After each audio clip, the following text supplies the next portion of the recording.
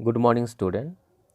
Today we will discuss how the participants saw this civil disobedience movement.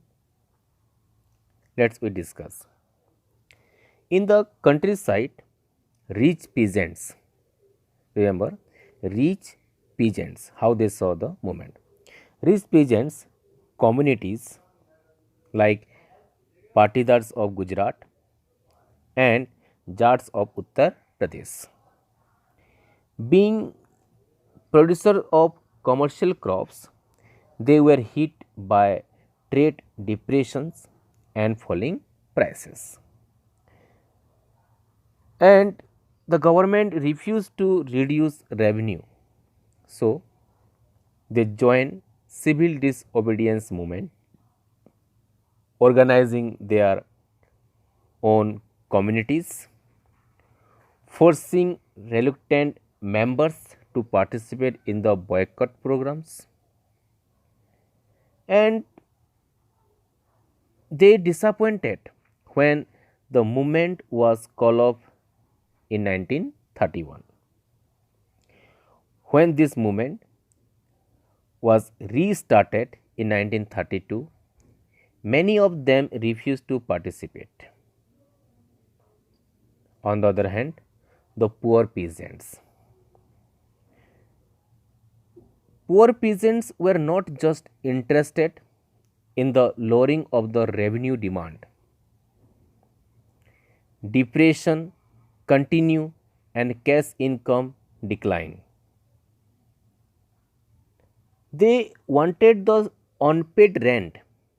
Remember, they wanted the unpaid rent to the landlord to be remitted. The Congress was unwilling to support no rent. So, the relationship between the poor peasants and the Congress remained uncertain. Thirdly, business classes. During First World War, Indian merchant and industrialists made huge profit and became powerful. They wanted protection against imports of foreign goods and a rupee sterling foreign exchange ratio that would discourage import. So, in 1920, they formed the Indian Industrial and Commercial Congress, and in 1927 formed the Federation of the Indian Chamber of Commerce and Industries. Shortly, it is known as FICCI.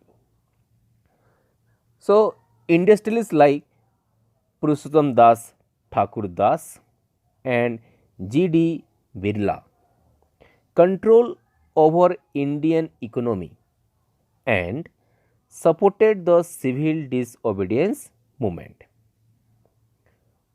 As a result, in 1930, railways workers strikes, and in 1932, dock workers strikes.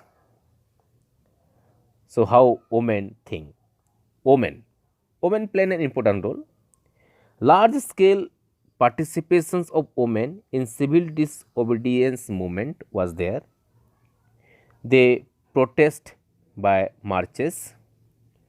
They manufacture salt, picked foreign cloth and liquor shops. Many went to jail.